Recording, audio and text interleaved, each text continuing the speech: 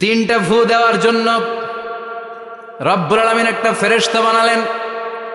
ইসরাফিল ফেরেশতা সৃষ্টির শুরু থেকে বিশাল সিংহাটাকে, সাইরেনটাকে, ট্রাম্পিটটাকে দুই ঠোঁটের মাঝখানে লাগিয়ে আল্লাহর আরশের দিকে তাকিয়ে আছে, কবে আমার প্রভু বলবে সাইরেনের মধ্যে বাঁশি বাজা। He is waiting.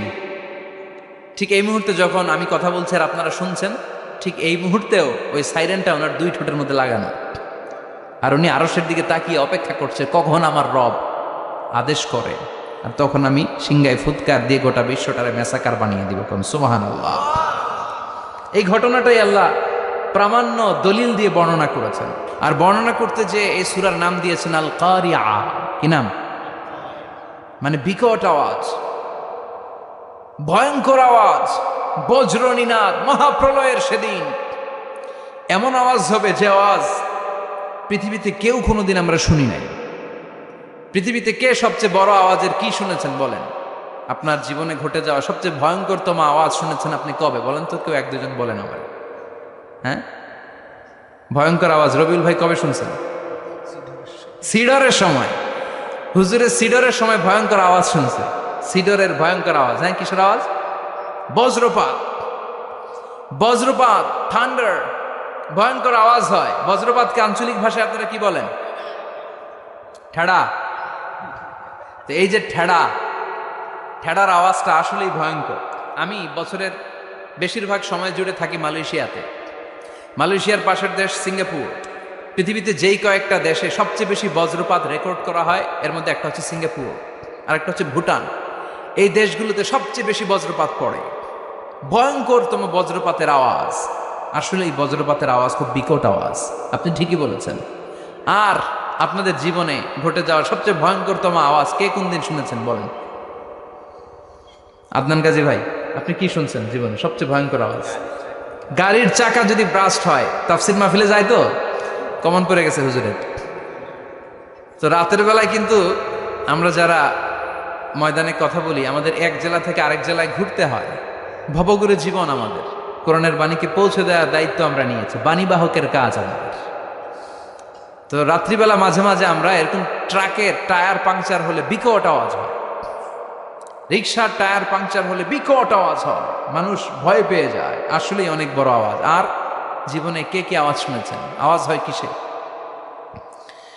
জেনারেটর যদি ব্রাস্ট হয়, ট্রান্সমিটার যদি ব্রাস্ট হয়, আওয়াজ হয় না? আওয়াজ হয়। হ্যাঁ, হেলিকপ্টার। হ্যাঁ, হেলিকপ্টার যখন ল্যান্ড করে তখনও ভয়ঙ্করতম আওয়াজ হয়। বিমান যখন টেক অফ করে, ল্যান্ড করে, ভয়ঙ্কর আওয়াজ হয়। এরপরে লোহার মধ্যে যদি হাতুড়ি দিয়ে পিটায়, যখন তারা কাজ করে, ভয়ঙ্কর আওয়াজ হয়।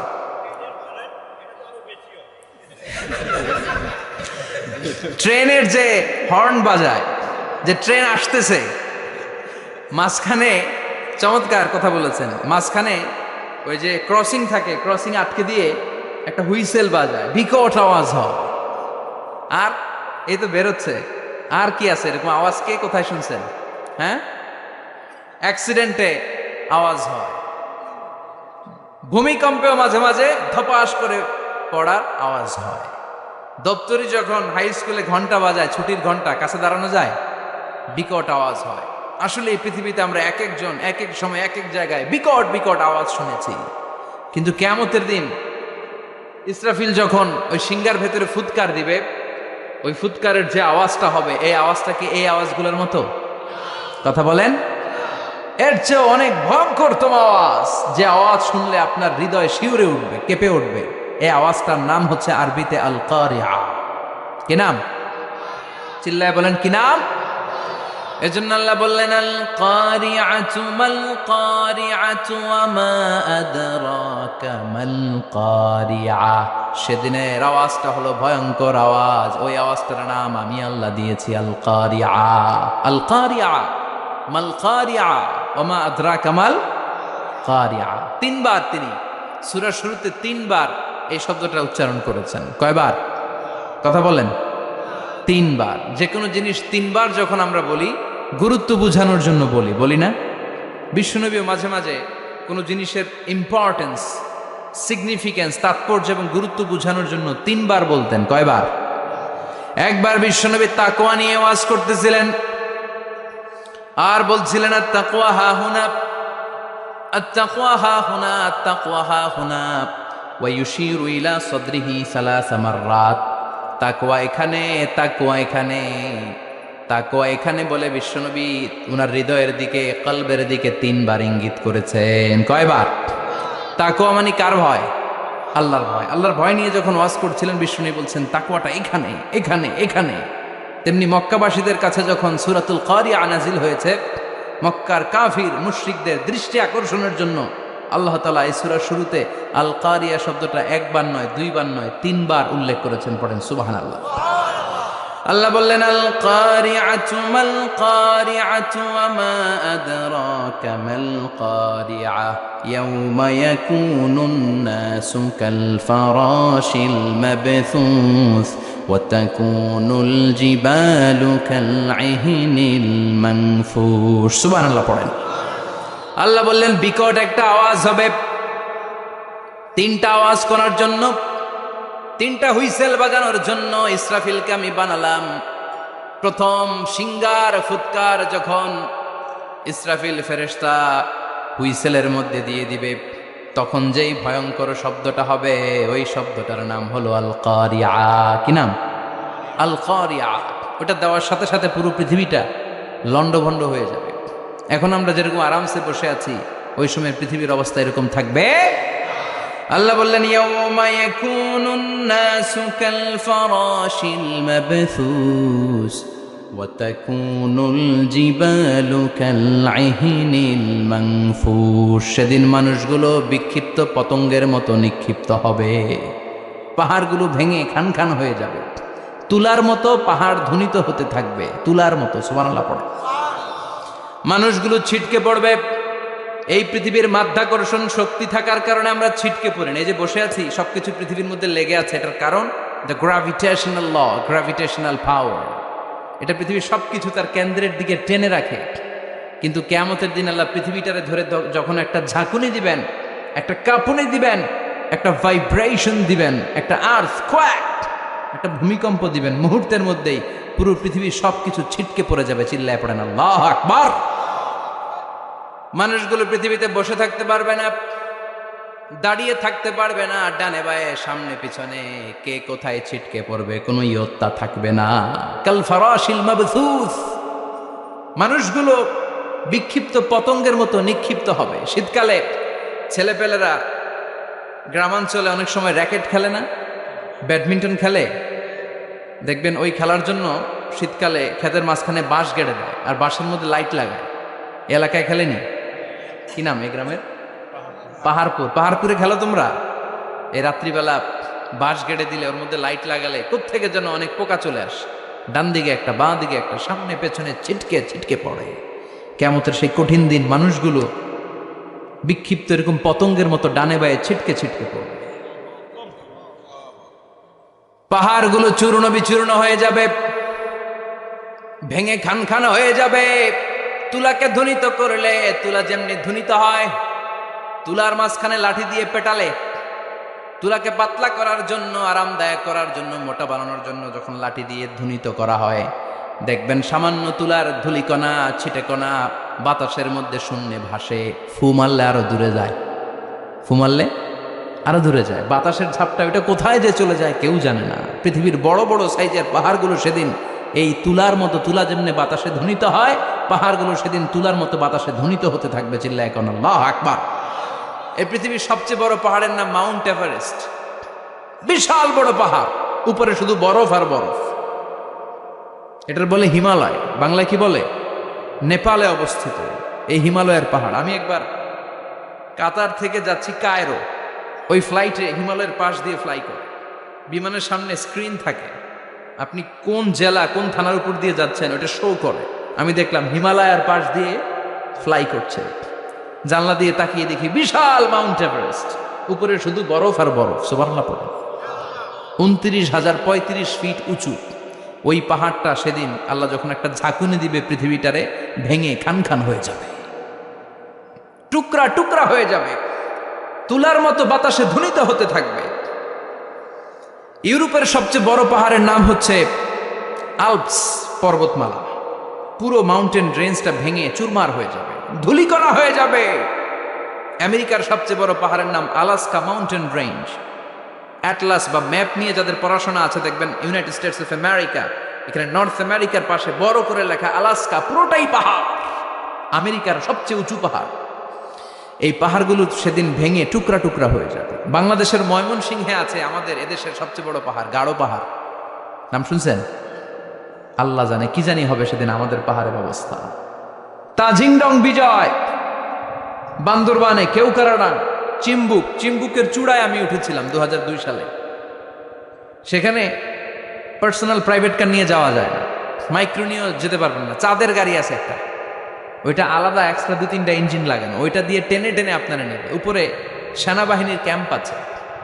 বাংলাদেশের 3য় বৃহত্তম পাহাড়। কিয়ামতের দিন আল্লাহ যখন একটা ঝাঁকুনি দিবে, পৃথিবীটারে যখন একটা নাড়া দিবে, আর ইসরাফিল যখন ফুৎকার দিবে, একটা পাহাড়ও টিকবে? চিল্লায় বলেন টিকবে?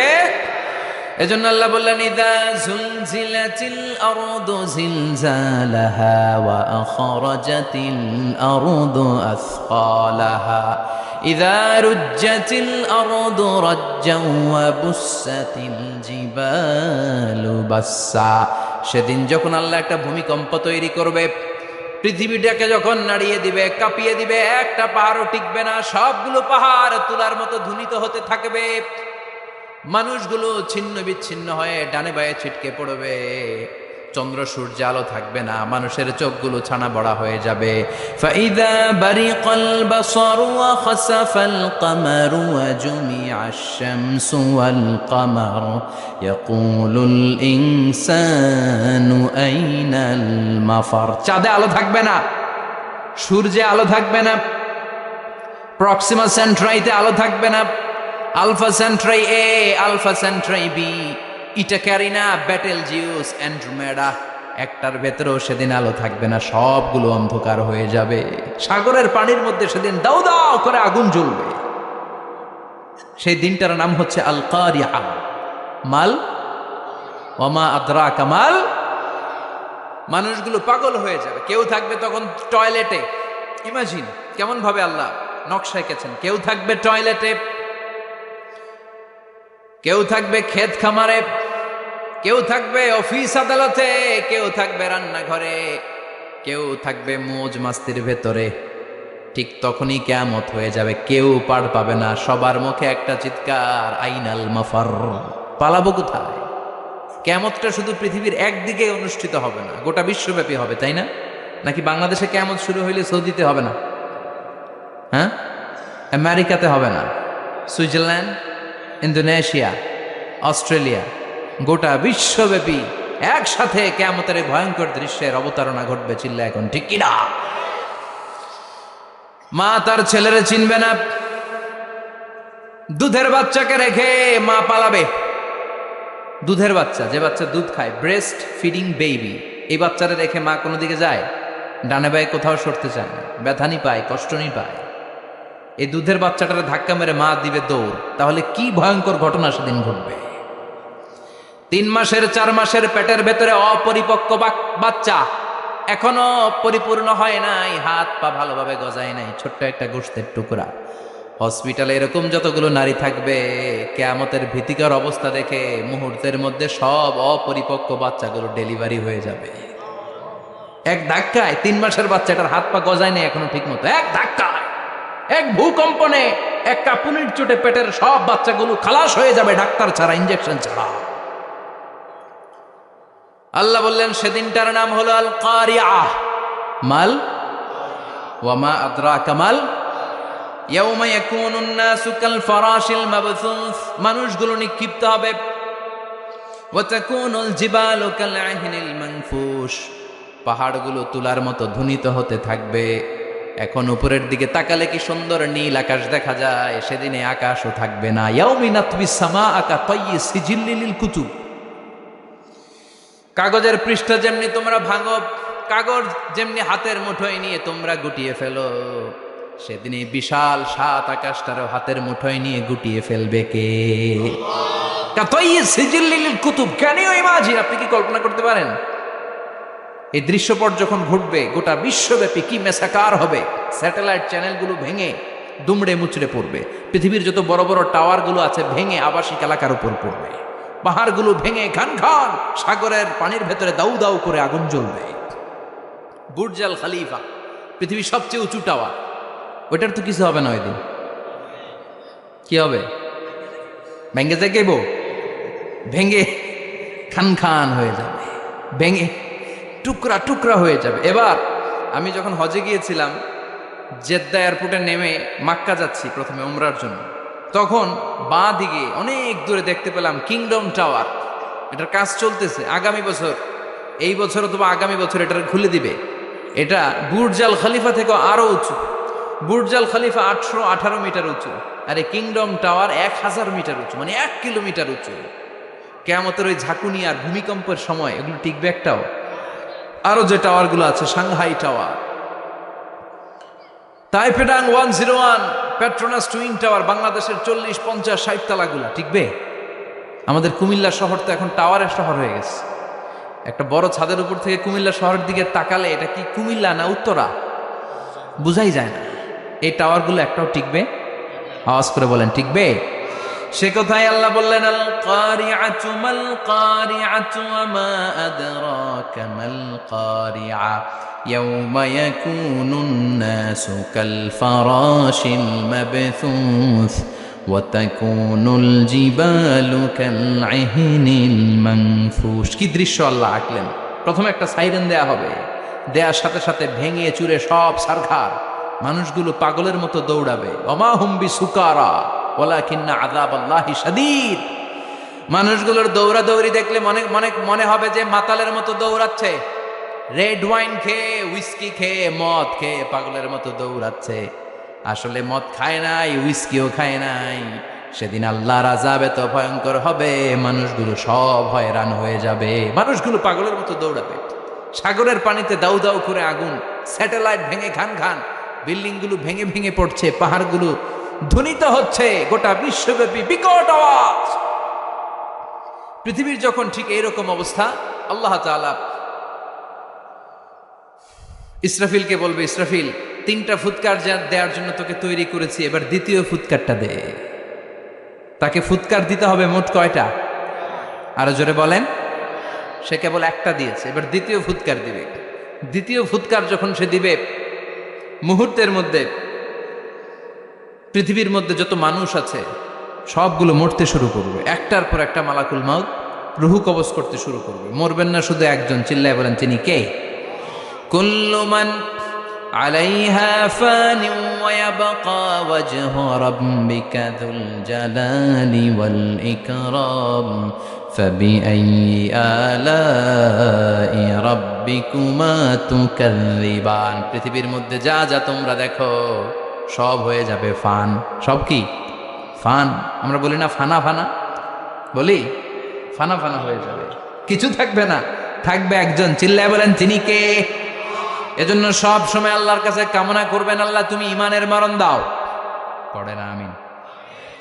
ও আল্লাহ তুমি আমাদেরকে শাহাদাতের মরণ দাও। পড়ে না আমিন? আমাকে শহীদ করে সেই মিছিলে শামিল করে নিও, যে মিছিলের নেতা আমির হামজা খোবায়েবে খাব্বাব আল্লাহর কাছে ছিল অতি প্রিয়, শামিল করে নিও, আমাকে শহীদ করে সেই মিছিলে শামিল করে নিও। পড়েন আমিন? বিষ্ণুনবী বলেন, শাহাদাতের তামান্না নিয়ে যদি, অন্তরে শাহাদাতের ইচ্ছা নিয়ে যদি, শাহাদাতের তামান্না নিয়ে যদি কেউ বিছানার মধ্যে ডায়রিয়া রোগে আক্রান্ত হয়েও মারা যায়, হার্ট অ্যাটাক করেও মারা যায়, স্ট্রোক করেও যদি মারা যায়, কিন্তু অন্তরে যদি শাহাদাতের তামান্না থাকে, কিয়ামতের ময়দানে শহীদদের সাথে তারে দাঁড় করাবে কে? ঈমানের পথে অবিচল থেকে আমার মরণ যেন হয়। পড়েন আমিন? আমার সাথে সাথে বলেন, ঈমানের পথে অবিচল থেকে আমার মরণ যেন হয়, তোমারই কাছে মিনতি আমার, তোমারই কাছে মিনতি আমার, মহামহিম দয়াময়, ইমানের পথে অবিচল থেকে আমার মরণ যেন হয়। পড়ে না আমিন। ইমানের মৃত্যু এক আল্লাহ ছাড়া কেউ দিতে পারে না, শাহাদাতের মৃত্যু আল্লাহ ছাড়া কেউ দিতে পারে না। এজন্য আখের যদি ভালো হয় সব ভালো তার, শেষ ভালো যার। বিশ্বনবী দোয়া করতেন, আল্লাহুম্মা রযুকনা হুসনাল খাওয়াতিম, আল্লাহুম্মা রযুকনা হুসনাল খাওয়াতিম। প্রতিদিন সব সময় নামাজের পরে পড়বেন, আল্লাহুম্মা রযুকনা হুসনাল খাওয়াতিম, আল্লাহুম্মা রযুকনা হুসনাল খাওয়াতিম। আল্লাহ আমাদের শেষটাকে ভালো করো, আমাদের শেষটাকে তুমি ইমানের উপর করো। পড়েন আমিন। অনেক আল্লাহওয়ালা নামাজি শেষ জীবনে মুরতাদ হয়ে যায়, নাস্তিক হয়ে যায়, আছে না নাই? মুফাসসিল ইসলামের নাম শুনছেন? অনেক ইসলামের বয়ান দিত লোকটা শুরু থেকে আমি তাকে চিনতাম। অনেক ইসলামের বয়ান করতো, ইসলামের পক্ষে এসে অনলাইনে কথা বলতো, আস্তে আস্তে আস্তে আস্তে নাস্তিক হয়ে গেছে।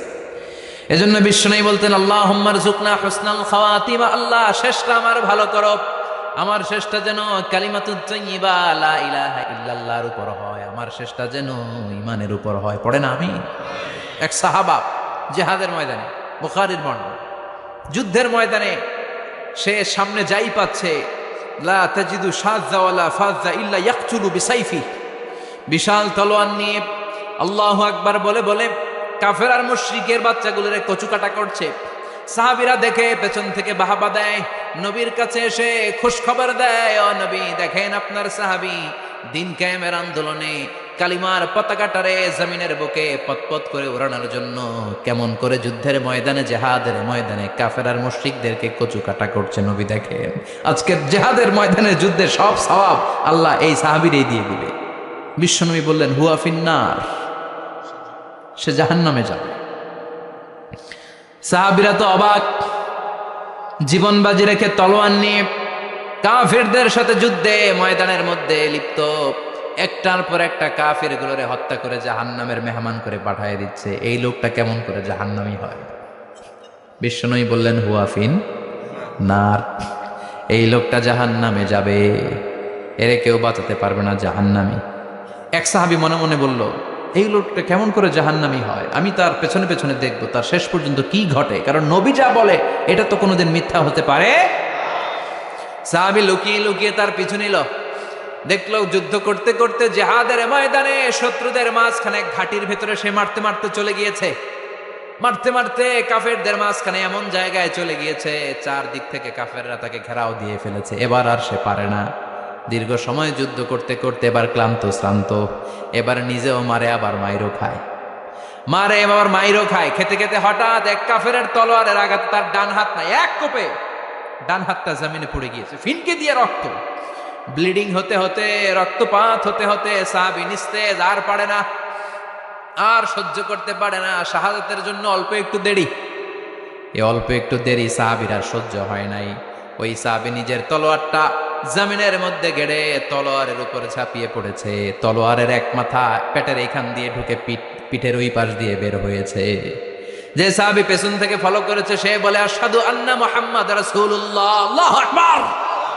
দৌড়ে এসে নবীর কাছে বলে, ও নবী, আপনি যে নবী, শেষ নবী, আখিরি জামানার পয়গম্বর, আপনি যে বিশ্ব নবী, কোনো সন্দেহ নাই, আমি নিজ চোখে চাক্ষুষ দেখে এসেছি আপনার ওই সাহাবা আত্মহত্যা করে দুনিয়া থেকে বিদায় হয়েছে। এজন্য শেষটা কার, শেষটা কিভাবে যায় আমরা জানি।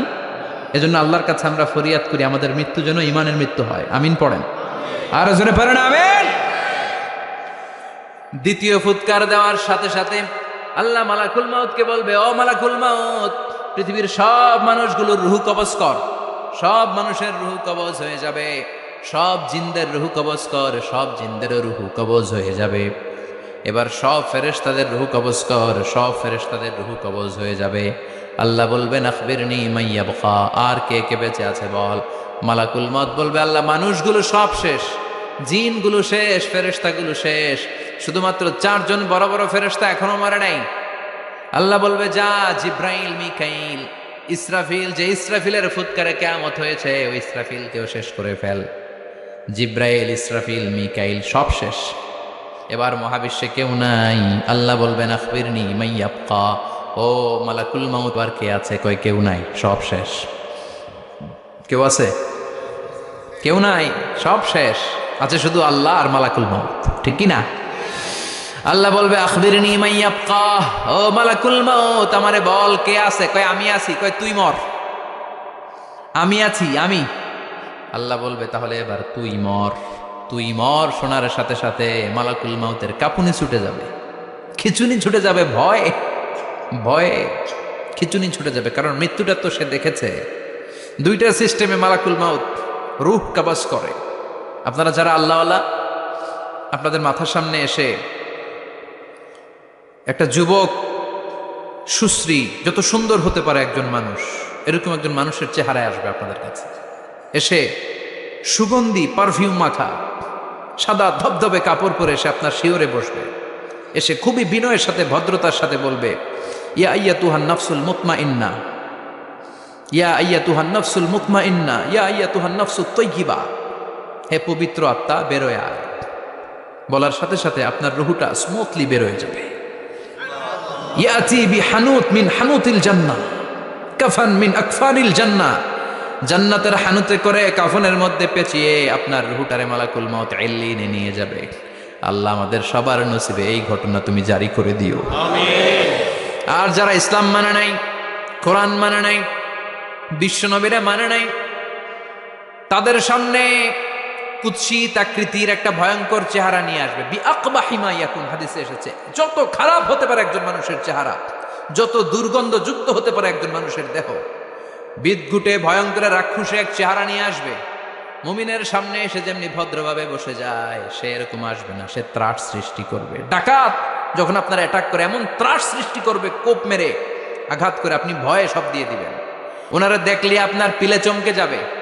ভয়ঙ্কর দুর্গন্ধযুক্ত কালো একটা ড্রেস পরে আপনার সামনে এসে এমন ত্রাস সৃষ্টি করে বসবে, ওইটা দেখলে অবস্থা খারাপ। চিৎকার দিয়ে ধমকাবে আর বলবে, ইয়া আইয়াতুহান নাফসুল খাবিসা, হে পাপাত্তা বেরোয়া ইলা গাদাবিল্লাহ, আল্লাহর ক্ষোভ, আল্লাহর রাগের দিকে তুই বের হয়ে আয়। মুমিনের আত্মাটা যেমনি স্মুথলি বের হয়ে এসেছে, কাফেরের আত্মাটা বলার সাথে সাথে বেরোতে চাইবে না। আত্মাটা একবার ডানে দৌড়, একবার বায়ে দৌড়, একবার সামনে দৌড়, আর একবার পিছনে দৌড়। এবার মালাকুল মাউত আরো হিংস্র হয়ে যাবে। পা থেকে টান মেরে সারা দেহ থেকে খিচুনি দিয়ে পুরো দেহটারে চাপতে চাপতে জীবিত একটা ছাগলের চামড়া জীবিত অবস্থায় তার দেহ থেকে উল্টো দিকে টেনে টেনে বের করলে যেমন কষ্ট হয়, একজন কাফেরের রুহু দেহ থেকে টেনে হিচড়ে মালাকুল মাউত বের করে ফেলবে। এজন্য আল্লাহর কাছে আমরা চাই, ঈমানের পথে অবিচল থেকে আমার মরণ যেন হয়। প্রতিদিন পড়বেন এটা, এটা দোয়া। ঈমানের পথে থেকে যেন আমাদের মৃত্যু হয়, পড়েন আমিন। মালাকুল মাউত এই দৃশ্যগুলো নিজেই ঘটিয়েছে, তার জানা আছে মৃত্যুর কত কষ্ট। আল্লাহ বলবেন মর, বলার সাথে সাথে কাঁপুনি ছুটে যাবে। আল্লাহ বলবেন কেঁপে লাভ নাই, মর, মরতে হবেই, কারণ কুল্লু নাফসিন, everyone has to take the taste of death. সবাইকে মৃত্যু নিতে হবে, গ্রহণ করতে হবে স্বাদ। The most certain thing in our life is death, but the most uncertain thing in our life is the time of death. আমাদের জীবনের সবচাইতে সুনিশ্চিত বিষয় হচ্ছে যে আমরা মরব, এটা আমরা সবাই জানি না। কিন্তু সবচাইতে অনিশ্চিত বিষয় হচ্ছে যে আমরা কখন মরবো, এটা আমরা কেউ জানি না। জানি মালাকুল মাউত কাঁপতে থাকবে। আল্লাহ বলবেন জান্নাত এবং জাহান্নামের মাঝ বরাবর একটা জায়গা আছে, আল আরাফ, ওইখানে দাঁড়া। ওইখানে দাঁড়িয়ে মালাকুল মাউত বিকট একটা চিৎকার দিয়ে সারা পৃথিবীর মানুষগুলো, ফেরেশতাগুলো যেমনি দুনিয়া থেকে বিদায় হয়েছে, মালাকুল মাউত তখন বিদায় হয়ে যাবে।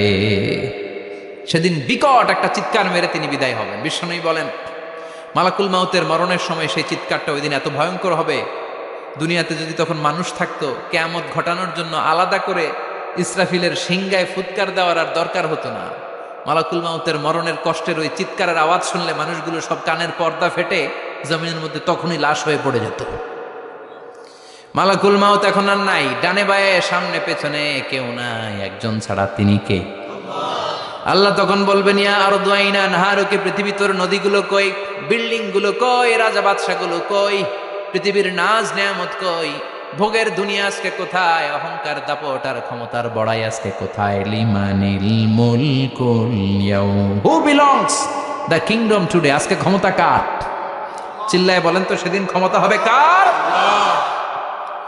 লিমানিল মুলকুল ইয়াউমা লিল্লাহিল ওয়াহিদিল কাহ্হার, ক্ষমতা সেদিন কারো নয়, ক্ষমতার মালিক একজন, তিনি কে? সব ক্ষমতার মালিক আল্লাহ, কেউ নাই, সব মরে গেছে। এভাবে যে কত হাজার কোটি বছর আল্লাহ একা থাকবেন এটা আল্লাহ জানেন, আমরা কেউ জানি? ইসরাফিলকে আল্লাহ বানিয়েছিলেন সিংহায় 3টা ফুৎকার দেওয়ার জন্য, চিৎকার করে বলতে হবে কয়টা? দিছে কয়টা? বাকি আছে কয়টা? এবার রব্বুল আলামিন ইসরাফিলকে জীবিত করবেন, জীবিত করে বলবেন তাড়াতাড়ি 3য় ফুৎকার দিয়ে তোর ডিউটি শেষ কর। সুবহানাল্লাহ পড়েন। ইসরাফিল এবার 3য় ফুৎকার দিবে। 3য় ফুৎকার দেওয়ার সাথে সাথেই পৃথিবীর বিভিন্ন প্রান্ত থেকে, মহাবিশ্বের বিভিন্ন প্রান্ত থেকে মানুষ আর জিনগুলো দাঁড়াতে শুরু করবে। বিমান দুর্ঘটনায় যারা মারা গিয়েছে, ছাই হয়েছে, ছাই থেকে উঠে দাঁড়াবে। তিমি মাছের খাবার হয়ে সাগরের মধ্যে মিশে গিয়েছিল, সাগর থেকে দাঁড়াতে শুরু করবে। পাহাড়ের মধ্যে যারা মারা গিয়েছে পাহাড় থেকে উঠবে। হিন্দুদের শ্মশানের মধ্যে যেখানে লাশ পোড়ানো হতো ওখান থেকে দাঁড়াবে।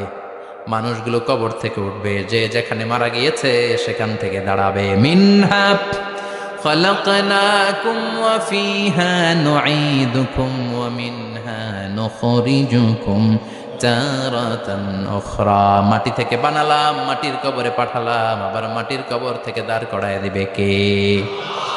মানুষগুলো দাঁড়াবে। মুমিন বান্দারা চোখ কচলাতে কচলাতে বলবে মান বাআসানা মিন মারকাদিনা, قالوا من بعثنا من مرقدنا هذا ما وعد الرحمن وصدق المرسلون। মুমিন বান্দারা চোখ ডলতে ডলতে বলবে ঘুম ভাঙালো কে? ঘুম ভাঙালো মরার কুকিলে, ঘুম ভাঙাইয়া গেল রে হে মরার কুকিলে, কয় না? এটা মরা কুকিল আবার ঘুম ভাঙায়, ব্যাটারি দিছে মনে এটার ভিতরে। আমার ঘুম ভাঙালো কে? মুমিনরা, আপনারা দাদা আসছে আনন্দের ঘুম দিবেন সেদিন কবরে। 3টা প্রশ্ন আপনারে করা হবে। মার রব্বুক, তোর রবের নাম কি? তোমার ধর্মের নাম কি? এই লোকটারে চিনো নাকি, ওনার নাম কি? এবার বলবে 3টা প্রশ্নের উত্তর কোত্থেকে শিখলা কও? কোত্থেকে শিখছেন? বলতে হবে কোরআন থেকে শিখেছি। 4টার উত্তর যখন করতে পারবেন, ইফসাহু লাহু কবরুহু 70 যিরাআন, কবরটারে 70 হাত লম্বা করে দেয়া হবে। ওয়া ইফতাহু লাহু বাবুন ইলাল জান্নাহ, আপনার কবরের ভেতরে থেকে জান্নাতের দিকে একটা ঘর করে দেয়া হবে। জান্নাতের সুঘ্রাণওয়ালা সুবাতাস আপনার কবরের মধ্যে এসে ধাক্কা মারবে। জান্নাতে ঢোকা লাগবে না, আপনার ওই কানেকশন দিয়ে আসবে। এয়ার কন্ডিশনের যে রুমগুলো আছে ওই রুমগুলোর ভিতরে না ঢুকলো, দরজার আশেপাশ দিয়ে হাঁটলেও একটা ঠান্ডা ঠান্ডা বাতাস আছে না নাই? দেহের মধ্যে লাগে। জান্নাতে আপনার ঢোকা লাগবে না, কবরের মধ্যে শুয়ে শুয়ে জান্নাতের সুবাতাস পাবেন। এবার বলবে ফাইউল বাসুলিবাসু আহলিল জান্নাহ, জান্নাত থেকে আনা 2টা জান্নাতি সেট পোশাক আপনারে পরিয়ে দেয়া হবে। এবার আপনারে বলা হবে আহলান ওয়া সাহলান, কংগ্রেচুলেশন, খোশ আমদেদ, তোমার জন্য কংগ্রেচুলেশন, সুস্বাগতম। 3টা পরে 4র্থ প্রশ্নের উত্তরও পেরেছ, জান্নাতের পোশাক তোমারে পরিয়ে দিলাম, আর কোনো কাজ নাই, এবারের মতো খেলা শেষ, এবার ঘুমাও। কি করো? কথা বলেন। ঘুমাও। নাম কানাউমিল আরুস, বাসর রাতে বর যেমনি কনেকে নিয়ে শান্তির ঘুম দেয় এরকম ঘুম দাও। তোমার ঘুম কেউ ভাঙাতে পারবে না ইসরাফিলের 3 নাম্বার ফুৎকার ছাড়া। সুবহানাল্লাহ পড়বেন না? সেই ঘুম ভেঙে যাবে, চোখ ডলতে ডলতে বলবে মান বাআসানা মিন মারকাদিনা হাযা মা ওয়া'দার রহমান ওয়া সাদাকাল মুরসালুন। চোখ ডলতে ডলতে বলবে কে আমাদের ঘুম ভাঙালো? ফেরেশতারা বলবে হাযা মা ওয়া'দার রহমান, এটা সেই দিন যে দিনের ওয়াদা দিয়েছে কে? আজকের দিনটা হলো ফাইনাল দিন, আজকের খেলাটা হবে ফাইনাল খেলা, দ্য ফাইনাল ডে। আজকে বিচারের দিন। ওই যে শুনছিলা যাররা যাররা বিচার হবে, ওই বিচার আজকে অনুষ্ঠিত হবে। পৃথিবীর বুকে যে বিচারগুলো হয় নাই সেদিন ওই বিচারগুলো করবে কে? পৃথিবীর বুকে যেই ধর্ষণের বিচার হয় নাই ওই দিন ওই ধর্ষণের বিচার আছে না নাই? পৃথিবীর বুকে যে অন্যায় ভাবে বিচার বহির্ভূত হত্যাগুলো করা হয়েছে, ক্রস ফায়ার গুলো দেয়া হয়েছে, গুম করা হয়েছে, খুন করা হয়েছে, সেদিন এই বিচারগুলো আছে না নাই? পৃথিবীর বুকে জুলুম করে একজনের জমি আরেকজন মাইরা খাইছে, ওনার দাপট ছিল, ওনার উপরে কোনো কথা ছিল না গ্রামে, কিন্তু কিয়ামতের ওই কঠিন দিনে এগুলোর বিচার আছে না নাই? বিচার যদি না থাকতো, all the worldly life it's a joke. বিচার না থাকলে পৃথিবীটা এটা একটা জোক, এটা একটা খেলাধুলা। অবশ্যই বিচার থাকতে হবে, বিচারের কাঠগড়ায় তোমাকে দাঁড়াতে হবে। চিল্লা এখন ঠিক কিনা? সবাই দাঁড়াবে। The day of resurrection, the day of কিয়ামা, আল কারিআ মাল ওমা আদরাকা মাল। বিশ্বনবী বলেন উলঙ্গ হয়ে দাঁড়াবে সব। ইহশারুন নাসু ইয়াউমাল কিয়ামাতি হুফাতান উরাতান মুশাতান গুরলা। সেদিন মানুষগুলো উলঙ্গ, গায়ে জামা নাই, পেটে দানা পানি নাই, পায়ের মধ্যে জুতা নাই, সব উলঙ্গ। ভাবতেছেন না খালি শুনতেছেন? ভাবতেছেন যে ওই দিন আপনিও দাঁড়াবেন, আমিও দাঁড়াবো, আমাদের সবাইকে দাঁড়াতে হবে। অবশ্যম্ভাবী, ওইটা থেকে পার পাওয়ার কোনো সুযোগ আমাদের নাই। চিল্লা এখন ঠিক কিনা?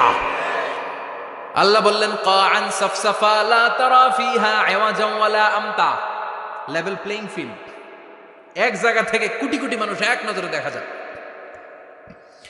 সবগুলো উলঙ্গের মতো দৌড়াবে, পেটে দানা পানি নাই, খাওয়া দাওয়া নাই, ক্লান্ত শ্রান্ত পেরেশান। আকাশের সূর্যটা একেবারে মাথার কাছে চলে আসবে। আল্লাহর আরশের ছায়া ছাড়া সেদিন কেউ কোনো ছায়া পাবে না। আল্লাহ এই কঠিন দিন তোমার আরশের নিচে এই গুনাহগার বান্দাদেরকে তুমি ছায়া করে দিও। আল্লাহর আরশের ছায়া ছাড়া সেদিন কোনো ছায়া নাই। সূর্যের তাপে মাথার মগজগুলো ভাতের মাড়ের মতো গলে গলে নাকের ছিদ্র দিয়ে কানের ছিদ্র দিয়ে বেয়ে বেয়ে পড়বে। মানুষগুলো ক্লান্ত শ্রান্ত পেরেশান, ক্ষুধার জ্বালায় তৃষ্ণার জ্বালায় জিহ্বাটা বের হয়ে যাবে। 50,000 বছর হবে সে দিনটা লম্বা। কয় হাজার? 50,000 বছর। পাগল হয়ে যাবে মানুষ, পাগল। মা এসে বললেন ইয়া রাসূলুল্লাহ, ইয়া হাবিবাল্লাহ, ভয়ঙ্কর সেদিন মানুষগুলো দাঁড়াবে, নারী পুরুষ কারো গায়ে জামা নাই। তাহলে কি মানুষের লজ্জা লাগবে না? Don't they feel any shy, any shame? No shame, কোনো লজ্জা থাকবে না? কাপড় না থাকলে লজ্জা লাগার কথা না? মায়া সেটাই বললেন নবী, ওই কঠিন দিন কারো গায়ে জামা নাই, তাহলে কি লজ্জা শরমের কোনো ব্যাপার নাই? বিশ্বনবী বলেন আয়েশা রে, ওই দিনটা এত ভয়ঙ্কর, কার গায়ে জামা আছে কার গায়ে নাই টেরও পাওয়া যাবে না।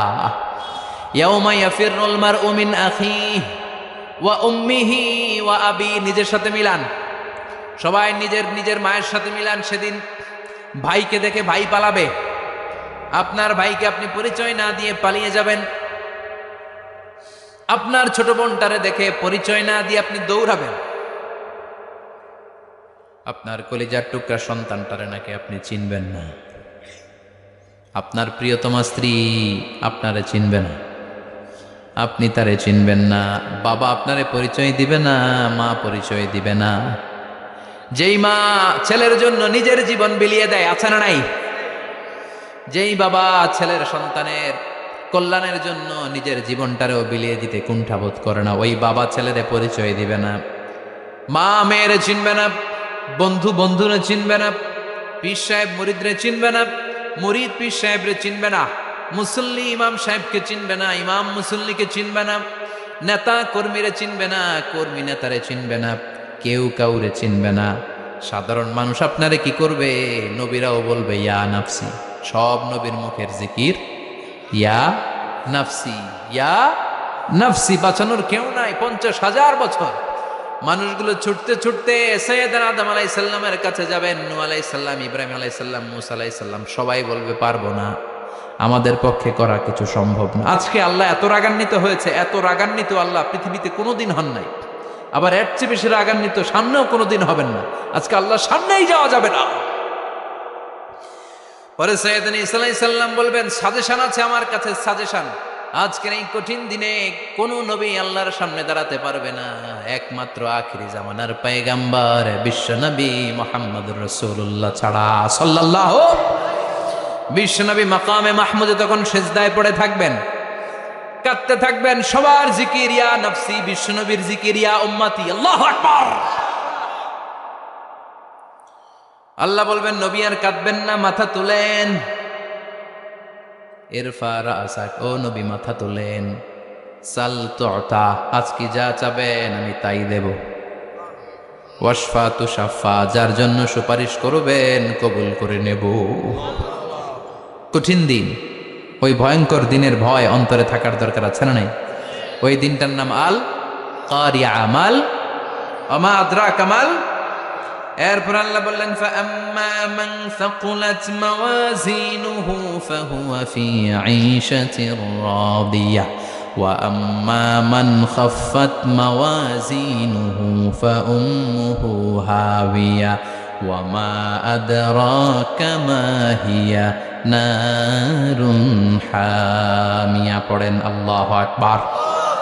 দেখেন বর্ণনাটা কেমন করে দিচ্ছেন আল্লাহ। বললেন সেদিন আমি মিজানের পাল্লায় তোমাদের সব কিছুর ওজন দেব। মিজানের বহু বচন হচ্ছে মাওয়াজিন। মিজান মানে দাড়ি পাল্লা, মিজান মানে কি? বহু বচন কি?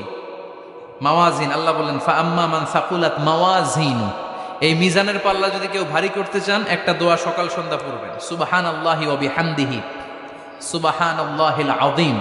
আমার সাথে সাথে আওয়াজ করে পড়েন সুবহানাল্লাহি ওয়া বিহামদিহি সুবহানাল্লাহিল আযীম, সুবহানাল্লাহি ওয়া বিহামদিহি সুবহানাল্লাহিল আযীম। বিশ্বনবী বলেন এই দুইটা বাক্য জিহ্বায় উচ্চারণ করতে পাতলা, আল্লাহর কাছে বড্ড প্রিয়, কিন্তু মিজানের পাল্লায় রেখে দিলে ওজন হয়ে যাবে, বিশাল ওজন, আপনার ওজনের পাল্লা ভারী করে ফেলবে। সেদিন আল্লাহ মিজানের পাল্লায় জাররা জাররা হিসাব করবেন। মিজানের শাব্দিক সুন্দর অর্থ হচ্ছে নিক্তি পাল্লা। কি পাল্লা? কথা বলেন, ঘুমে ধরছে? শেষ করে দেই, আর 2-1 মিনিট, তাও জিনা। ওয়াজ শুনবেন তো না চলে যাবেন? সব জিনা। তো মিজানের পাল্লার শাব্দিক বাংলা অর্থ হচ্ছে, সুন্দর অর্থ হচ্ছে নিক্তি পাল্লা। দাড়ি পাল্লাতে আলু মাপে, ডাল মাপে, চাল মাপে, এগুলো মাপে। নিক্তি পাল্লাতে স্বর্ণ মাপে, ঠিক কিনা? দাড়ি পাল্লা দিয়ে স্বর্ণ মাপতে দেখছেন? নিক্তি পাল্লা দিয়ে মাপে, কারণ দাড়ি পাল্লায় খুব সূক্ষ্ম হিসাব করা যায় না। 2-4টা চাল ডাল বেশি কম এদিকে যাক ওদিকে যাক তেমন সমস্যা নাই, কিন্তু স্বর্ণ যদি কিছু বেশি কম যায়, আমও শেষ, সালাও, ব্যবসা শেষ। ক্রেতা পাইয়ে গেলে উনি লাভবান, আমি পাইয়ে গেলে আমি লাভবান। এজন্য স্বর্ণ মাপতে হয় নিক্তি পাল্লা দিয়ে। নিক্তি পাল্লার এখন মিটার বের হয়েছে, ওটার মধ্যে একটা চুল ছিঁড়েও যদি আপনি 2-3টা চুল ফেলে দেন ওইটা ওজনে এসে যাবে, পয়েন্ট এত এত, এটার ওজন আছে। সুবহানাল্লাহ পড়েন। আল্লাহ এরকম নিক্তি পাল্লা সেদিন দাঁড় করাবে, যে নিক্তি পাল্লার ভেতরে আল্লাহ জাররা জাররা হিসাব করবে। ফামাইয়া আমাল মিসকালা জাররাতিন খাইরান ইয়ারা। জাররার উদাহরণ আমি এরকম দেই, শীতের দিন সকালবেলায় যাদের টিনের ঘর আছে, দেখবেন টিনের ঘরে উপরে ছিদ্র আছে, ওই ছিদ্র দিয়ে সূর্যের আলো ঘরে ঢুকে। ঘরে ঢুকলে দেখবেন ঘরের কোথাও আলো নাই, কিন্তু এই টিনের ছিদ্র দিয়ে সূর্যের চিকন একটা আলো ঘরে ঢুকেছে। ওটা সামনে দেখলে, সামনে গেলে দেখবেন যে ওই আলোটার মধ্যে পাতলা পাতলা ধুলা বালি উঠতেছে, ঘরের কোথাও দেখা যায় না, কিন্তু ওইটার মধ্যে দেখা যায়। দেখা যায় না? ওইটারে আরবিতে বলে জাররা। ওই জাররা পরিমাণ পাপ করেছেন সেটাও দেখবেন, জাররা পরিমাণ ভালো করেছেন সেটারও প্রতিদান সেদিন দিবে কে? যাদের মিজানের পাল্লা ভারী হয়ে যাবে, ফাহুয়া ফি ঈশাতির রাদিয়া, সে আরামে থাকবে, সুখে থাকবে। তাকে সামনের দিক থেকে এনে এই ডান হাতে আমলনামা দেয়া হবে। ফাআম্মা মান উতিয়া কিতাবাহু বিয়ামিনিহি ফাসাউফা ইউহাসাবু হিসাবান ইয়াসীরা। সেদিন যাদেরকে ডান হাতে আমলনামা দেয়া হবে তাদের আমলনামা সহজ হয়ে যাবে। আল্লাহ এই কঠিন বিপদের দিন, যেদিন আমার বাবা আমারে চিনবে না, আমার মা আমারে চিনবে না, সূর্য আমার মাথার উপর, তুমি ছাড়া আমার কেউ নাই, ওই কঠিন দিনে আমারে তুমি ডান হাতে আমলনামা দিও। চিল্লায় পড়েন আমিন। রোজ হাসরে হে আল্লাহ আমার করোনা বিচার, আল্লাহ করো না বিচার। বিচার চান? প্রতিদিন দোয়াতে বলবেন, আল্লাহ তুমি আমার বিচার করো না, বিচার ছাড়া তুমি আমারে মাফ করে দিও। বিচার করলে আমরা পার পাওয়ার কোনো সুযোগ নাই। বিশ্বনবী বললেন, মান নুকিশা উযযিবা, বিচার যার আল্লাহ করবেন সেদিন বাঁচার কোনো সুযোগ তার জন্য থাকবে না। শুধু দয়া করে মায়া করে মাফ করে দিলে তাকে আটকানোরও কেউ থাকবে। রোজ হাসরে হে আল্লাহ আমার, পড়েন, করোনা বিচার আল্লাহ, করোনা বিচার, বিচার চাহি না তব দয়া চাহে হে গুনাহগার আল্লাহ, করোনা বিচার। পড়েন আমিন। ডান হাতে আমলনামা দেয়া হবে যার মিজানের পাল্লা ভারী হবে।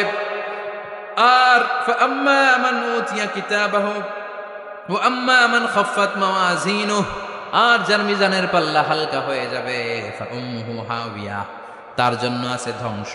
ওয়া মা আদরাকা মা হিয়া নারুন হামিয়া, এটা কেমন ধরনের ধ্বংস জানো নাকি? নারুন হামিয়া, দ্য ব্লেজিং ফায়ার, জ্বলন্ত আগুন। তাদেরকে আর ডান হাতে আমলনামা না, তাদেরকে পেছন দিক থেকে এনে বা হাতে আমলনামা দেয়া হবে। আল্লাহ এটা থেকে তুমি আমাদেরকে বাঁচাও। ওয়া আম্মা মান উতিয়া কিতাবাহু ওয়ারাআ যাহরিহি ফাসাউফা ইয়াদউ সুবুরা, ওরা আমলনামা নিতে চাইবে না। যাদেরকে ডান হাতে আমলনামা দেয়া হবে আনন্দে উৎফুল্ল হয়ে ওরা তাকবীর দিবে, লিল্লাহি তাকবীর। আর যাদেরকে বা হাতে দেয়া হবে কয় লাগবে না, কি বলবে? লাগবে না, আমলনামার দরকার নাই। আল্লাহ বলেন লাগবে, আমলনামা নাও, নিজের আমলনামা নিজেই পড়ে নাম্বারিং করো। ইকরা, পড়ো। পড়া ছাড়া কোনো গতি নেই। কোরআনও শুরু করছে পড়ো, আর আখিরাতের আমলনামা শুরু করছে কি দিয়া? কি দিয়ে? ইকরা কিতাবাকা কাফা বিনাফসিকাল ইয়াউমা আলাইকা হাসিবা। আমলনামা পড়ো, নিজেই দেখো কি আমলনামা করেছো। আপনি যে আজকে তাফসীর মাহফিলে আছেন, এটা থাকবে না আপনার আমলনামায়? আজকের এশার সালাত যে জামাতে পড়লেন, আমলনামায় থাকবে না? ছোটবেলা থেকে শুরু করে আজ অবধি আপনি যেখানে যেটা যখন যেইভাবে করেছেন, একেবারে ছোট্ট ছোট্ট থেকে শুরু করে মাঝারি থেকে শুরু করে বড় বড় কাজগুলো সবগুলো আমলনামায় তুলে দিবে কে? আপনার তো আনন্দের শেষ নাই। আপনার আমলনামায় আছে খালি জামাতে নামাজ, মা বাবার খেদমাত, শিরক আর বেদাতের বিরুদ্ধে জিহাদ, হকের পক্ষে আপনার স্লোগান, ইসলামের পক্ষে আপনার আন্দোলন। আপনি ইসলামের জন্য জীবনটারে বিলিয়ে দেওয়ার জন্য রাজি ছিলেন। আপনি জ্বলে উঠেছিলেন আপন শক্তিতে। আপনার তো ভালো ভালো কাজগুলো দিয়ে আমলনামা ভরপুর। কিন্তু যাকে বা হাতে আমলনামা দেয়া হবে সে পড়তে চাইবে না, কারণ খুললেই দেখে আকাম আর কুকাম।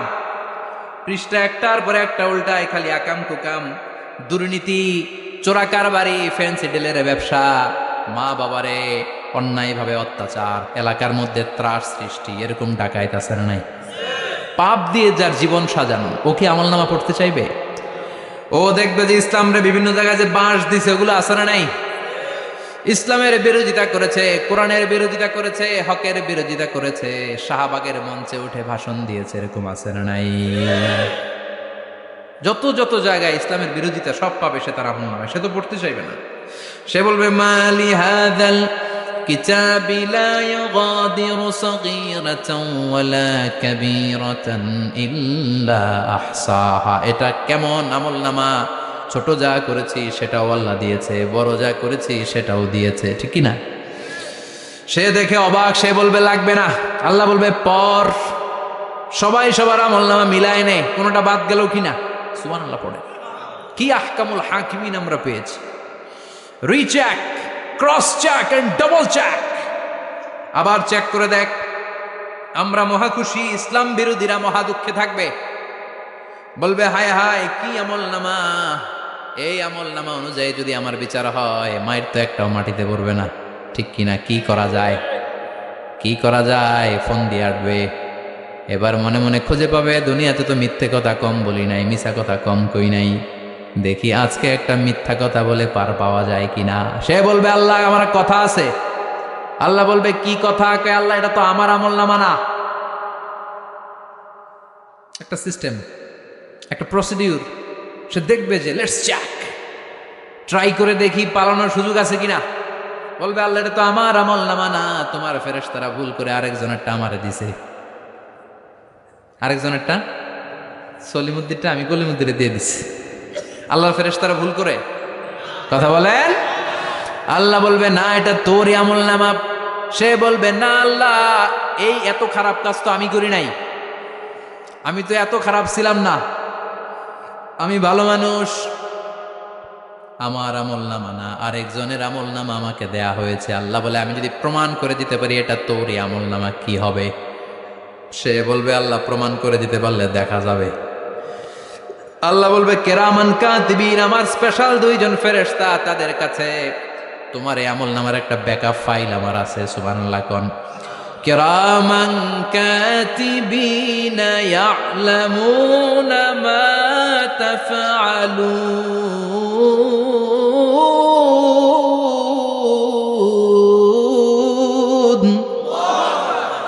কেরামান কাতিবিন সম্মানিত দুই ফেরেশতা, ইয়ালামুনা মা তাফআলুন, দুনিয়ার বুকে যেখানেই তুমি যা করেছো সব তারা জানে, লিখে রেখেছে। ওইখানকার ব্যাকআপ ফাইল থেকে আরেকটা আমল নামা এনে দুইটা আমল নামা দেয়া হবে, মিলিয়ে দেখ দুইটাই তোর কিনা। এবার মিলিয়ে দেখবে প্রতিটা শব্দে শব্দে, বাক্যে বাক্যে, অক্ষরে অক্ষরে মিলে যাবে। সুবহানাল্লাহ পড়েন। উনি তো আহকামুল হাকিমিন, উনি প্রমাণ করার সব বন্দোবস্ত করেই রেখেছেন। চিল্লা এখন ঠিক কিনা? তারপর নাফরমান কুলাঙ্গার